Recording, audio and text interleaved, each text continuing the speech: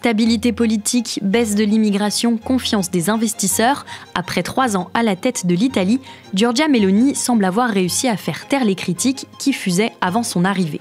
On en aurait presque oublié les racines néo-fascistes de son parti. Des cercles économiques à Ursula von der Leyen, en passant évidemment par l'extrême droite française, la dirigeante italienne semble séduire toute l'Europe. Mais que cachent ces résultats ? Je suis Charlotte Baris et vous écoutez Le vrai bilan de Meloni, une série originale de La Loupe, le podcast quotidien de l'Express. Épisode 3, la nouvelle star de l'Europe.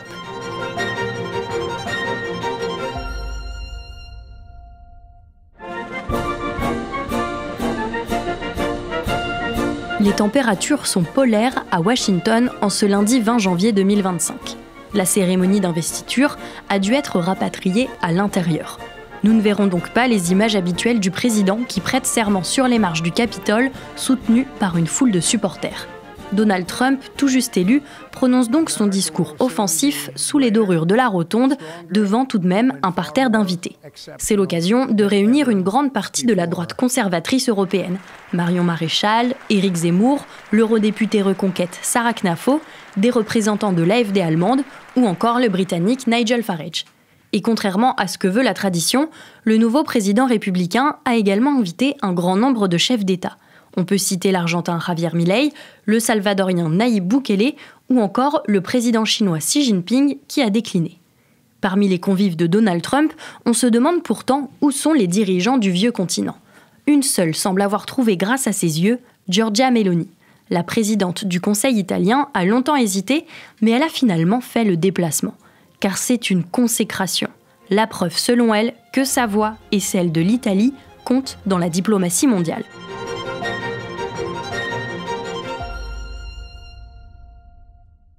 Eh bien, en fait, Meloni aimerait faire un coup diplomatique. Un peu comme ce qu'Emmanuel Macron avait fait avec la réouverture de Notre-Dame de Paris, quand il avait réussi à se faire rencontrer Donald Trump et Volodymyr Zelensky. Elle espère être l'artisane d'une rencontre entre Trump et Ursula von der Leyen, la présidente de la Commission européenne, principalement pour évoquer la question des droits de douane. Il y a quelques mois, on vous parlait du rôle qu'espérait avoir Giorgia Meloni auprès de Donald Trump. La présidente du Conseil italien met en avant ses résultats sur la scène internationale.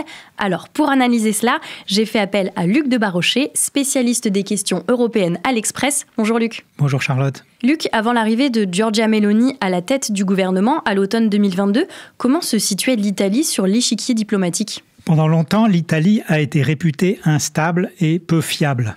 Son influence internationale a beaucoup souffert à l'époque du gouvernement populiste entre 2018 et 2021. Les populistes de gauche du mouvement Sainte-Étoile avaient alors formé un gouvernement de coalition présidé par Giuseppe Conte, d'abord avec le parti d'extrême droite, la Lega, puis avec la gauche, le Parti démocrate. Ce gouvernement, dans un cas comme dans l'autre, était travaillé par des pulsions pro-russes et pro-chinoises, qui étaient évidemment mal vues par leurs partenaires européens et américains. La crédibilité de l'Italie en avait souffert. Avec la France en particulier, les tensions étaient fortes. Le ministre des Affaires étrangères de l'époque, Luigi Di Maio, était même venu à Montargis dans le Loiret en 2019 pour soutenir les Gilets jaunes. Macron était furieux. Puis, il y a eu le gouvernement de Mario Draghi, ancien président de la Banque centrale européenne, nommé Premier ministre. Il forme un gouvernement de technocrates. Et là, l'Italie retrouve une certaine influence grâce à Draghi. Il signe avec Paris le traité du Quirinal, qui institutionnalise la coopération franco-italienne, et c'est lui qui mène à l'époque la négociation avec Bruxelles sur le grand emprunt européen pour relancer l'économie après l'épisode du Covid. On l'a en effet évoqué dans le premier épisode de cette série sur le bilan économique de Meloni. C'est grâce aux négociations de Mario Draghi que l'Italie est le premier bénéficiaire de ce grand emprunt européen. Pourtant, Luc, durant toute sa campagne, Giorgia Meloni s'était montrée très critique envers l'Europe. Oui, la promesse principale de Meloni pendant sa campagne était « on va changer l'Europe de l'intérieur ». Elle ne voulait pas quitter l'Europe, ni renoncer à l'euro. Elle voulait surtout pas claquer la porte de l'Europe, contrairement à ce qu'avait prétendu faire à un moment le gouvernement populiste de Conte. Elle prétendait la changer de l'intérieur pour en faire une Europe des nations et pas une Europe gouvernée par Bruxelles. En outre, elle est issue de l'extrême droite, elle est très proche à l'époque de Viktor Orban, le Premier ministre hongrois. Elle soutient son discours très critique contre Bruxelles. Donc, quand elle fait son entrée en 2022 au Palais Chigi, la résidence des chefs de gouvernement italiens, la majorité des médias européens la dépeint alors sous les traits d'une extrémiste qui va installer à Rome un régime illibéral, rompre les ponts avec l'Europe et s'allier avec Vladimir Poutine. Force est de constater que 3 ans plus tard, il n'y a pas eu d'Italexit. Et alors, quelle est la politique européenne que mène Giorgia Meloni aujourd'hui ? C'est peut-être paradoxal, mais là où le gouvernement Meloni a le plus réussi, c'est là où il s'est le plus écarté de l'ordre du jour de l'extrême droite. D'abord, l'Europe n'est plus une tête de Turc pour Meloni, mais plutôt une vache à lait qu'on va caresser dans le sens du poil. Dès son élection, le premier déplacement de Meloni l'amène à Bruxelles pour faire ami-ami avec Ursula von der Leyen, la présidente de la Commission. Je voulais donner le signal que j'ai apporté aujourd'hui d'une Italie qui souhaite évidemment participer, collaborer et défendre ses intérêts nationaux au sein de la dimension européenne, en recherchant les meilleures solutions avec les autres pays face aux grands défis auxquels nous sommes confrontés. Deuxièmement, l'immigration est devenue pour elle une réalité à réguler pour les besoins de l'économie. Donc, elle laisse tomber l'idée un peu folle d'un blocus naval pour empêcher les clandestins de débarquer qu'elle avait agité pendant sa campagne. Elle discute en revanche avec les pays de transit d'Afrique du Nord pour limiter les flux. Meloni, avec Ursula von der Leyen dans son avion, est allée en Tunisie et en Algérie pour parler immigration. Troisièmement, les finances publiques sont une matière sérieuse. On les gère en bonne mère de famille et on ne s'écarte pas, ou très peu, des clous posés par Bruxelles. Le parti de Giorgia Meloni a d'ailleurs envoyé de nombreux députés au Parlement européen. Quelle attitude et quel poids ont-ils ? Ces députés sont alliés au Parlement avec les Polonais nationalistes du PiS et d'autres députés de la droite populiste et eurosceptique. Ce qui est notable, c'est que les députés de Fratelli d'Italia n'ont pas rejoint le principal groupe d'extrême droite, celui où siège le Rassemblement national français, l'AfD allemande et les députés hongrois de Viktor Orban.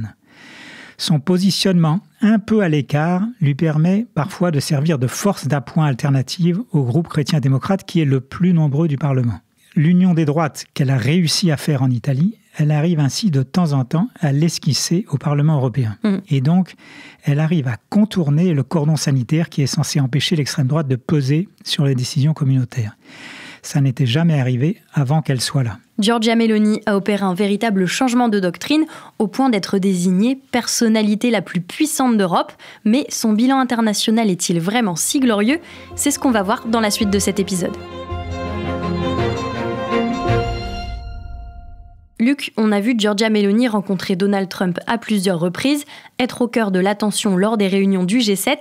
Bref, au-delà de ce revirement au sujet de l'Europe, comment parvient-elle à séduire nombre de dirigeants du monde entier ? Alors, ce qu'il faut dire d'abord, c'est que dans la plupart des grands États de l'Union européenne, les dirigeants actuels sont en position de faiblesse pour différentes raisons de politique intérieure. Mais c'est le cas en Allemagne, en Espagne, en Pologne et bien sûr en France. Mais pas en Italie.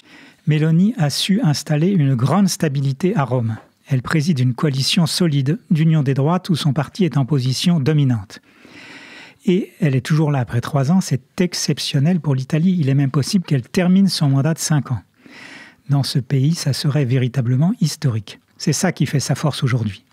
Ensuite, elle est considérée à Bruxelles comme crédible, parce qu'elle ne s'est pas vraiment écartée de la ligne traditionnelle de l'Italie, qui est à la fois sur le plan diplomatique, atlantiste, favorable à l'intégration européenne et ouverte à la coopération avec les pays du pourtour méditerranéen. Et puis, il y a sa position critique vis-à-vis de Vladimir Poutine. Il y avait une vraie crainte qu'elle suive la ligne de Viktor Orban, qu'elle vote contre le soutien à l'Ukraine et qu'elle adopte une ligne pro-Poutine. Pourtant, Luc, on le sait, l'Ukraine, c'est aussi un sujet de tension avec les autres dirigeants européens. Oui, elle se range du côté de la majorité, en général. Elle soutient Zelensky, mais elle fait le service minimum, il faut bien le dire. Elle vote les sanctions contre la Russie, mais en même temps, elle envoie très peu d'aide militaire à l'Ukraine. Elle exclut toute participation italienne à une force européenne qui pourrait être déployée sur le terrain pour garantir un éventuel cessez-le-feu.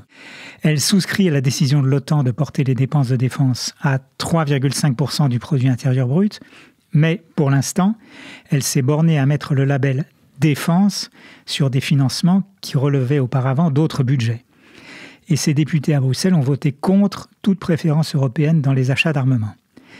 Donc beaucoup d'ambiguïté qui s'explique aussi par des raisons de politique intérieure. L'Italie est traditionnellement pacifiste et aussi elle a dans son gouvernement des représentants de Forza Italia, l'ancien parti de Silvio Berlusconi, et de la Lega, le parti de Salvini. Les deux sont plutôt pro-russes. Elle doit en tenir compte si elle veut éviter un éclatement de sa coalition. Giorgia Meloni espère donc faire peser son point de vue en Europe et notamment auprès d'un certain Donald Trump. C'est un honneur de recevoir la première ministre de l'Italie. La première ministre Meloni fait un travail fantastique. Elle a conquis l'Europe. Tout le monde l'aime et la respecte. Et on ne peut pas dire ça de beaucoup de dirigeants. Nous sommes devenus amis et nous avons une très bonne relation avec l'Italie. Elle est très bien vue par les Trumpistes. Elle partage avec eux certaines valeurs. Son combat contre l'immigration clandestine, son attachement aux valeurs familiales chrétiennes. Elle a de bonnes relations avec le vice-président J.D. Vance, avec Elon Musk aussi. Et elle est connectée depuis longtemps avec Steve Bannon, l'ancien conseiller politique de Trump, qui est toujours influent à la Maison-Blanche. Mais elle ne valide pas tout ce que dit Trump et contrairement à d'autres en Europe, elle a su éviter toute flagornerie dans ses rapports avec le président américain, mais globalement, elle essaie quand même d'être un pont entre Washington et l'Europe. Et pour ça, elle a donné un gage important aux Américains. À l'époque du gouvernement Conte, il faut le rappeler, l'Italie avait accepté d'adhérer au programme des routes de la soie de la Chine. Et ça, les Américains l'avaient très mal pris. Meloni a réussi à y mettre fin discrètement et en plus sans froisser les Chinois. C'était un bon coup diplomatique de sa part, c'est même un peu le seul en 3 ans de pouvoir. Tu veux dire que malgré cette impression d'omniprésence sur la scène internationale, Giorgia Meloni n'a pas obtenu vraiment de résultats? Alors, sur l'Ukraine, ce n'est pas elle qui est à la manœuvre, on vient de le dire, mais plutôt Berlin, Paris et Londres. Sur l'Europe, malgré ses critiques, elle n'a pas renversé la table. Elle s'est plutôt coulée dans le moule de Mario Draghi. Elle a encaissé les subventions versées par Bruxelles, mais elle n'a pris aucune initiative vraiment nouvelle. La femme forte de l'Europe, c'est surtout du symbole, de l'affichage, car elle reste globalement assez passive. Si on veut vraiment compter en Europe, il faut savoir présenter des initiatives et surtout les faire accepter par les autres États membres. Elle n'en est pas encore là. Un bilan léger sur la scène diplomatique qui la met en face-à-face avec un rival en Europe, Emmanuel Macron.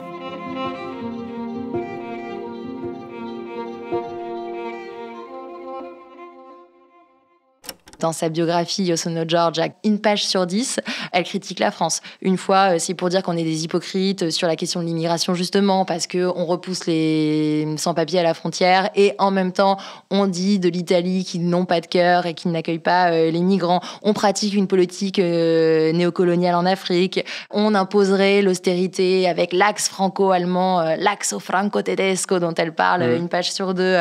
Elle va jusqu'à dire qu'elle n'a jamais compris pourquoi les Français ont choisi la Tour Eiffel. Elle parle d'un amas de ferraille comme symbole du pays plutôt que Notre-Dame. Donc voilà, on est quand même sur cette base de relation d'amour avec Giorgia Meloni.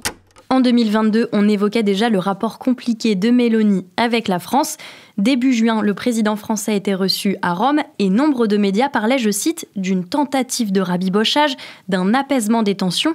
Luc, pourquoi est-ce qu'il y a des désaccords entre les deux dirigeants? Déjà, tous les opposent. Leur positionnement politique, d'abord. Elle est très nationaliste, elle est proche de Marion Maréchal, elle est souvent comparée à Marine Le Pen. Lui s'entendait très bien avec son prédécesseur qui était très européiste, Mario Draghi. Leur personnalité ensuite. Elle est issue d'un milieu populaire, même d'un milieu pauvre. Elle n'a pas fait d'études supérieures. Lui a fait de grandes études, il a travaillé en banque d'affaires.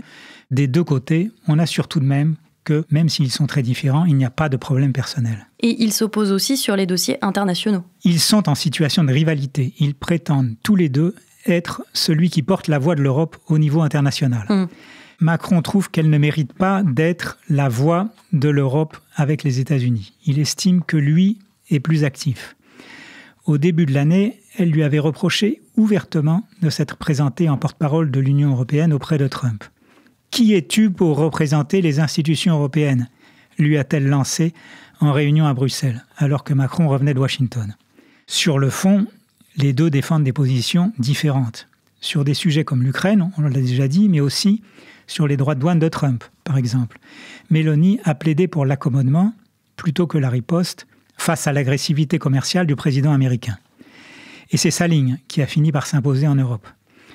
Mais sur le reste, elle fait moins entendre sa voix que Macron. Et si on parle d'une tentative d'apaisement, c'est aussi parce qu'il y a eu des conflits récemment entre la France et l'Italie. Oui, sur l'Ukraine notamment. Au mois d'août, lorsque Macron a évoqué l'envoi de troupes européennes en Ukraine, le vice-premier ministre Salvini lui a dit de prendre un fusil lui-même et d'y aller. Ce n'était pas très diplomatique de sa part. La France avait convoqué l'ambassadrice d'Italie.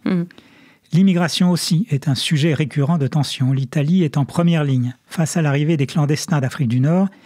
Elle reproche à la France de ne pas être assez solidaire.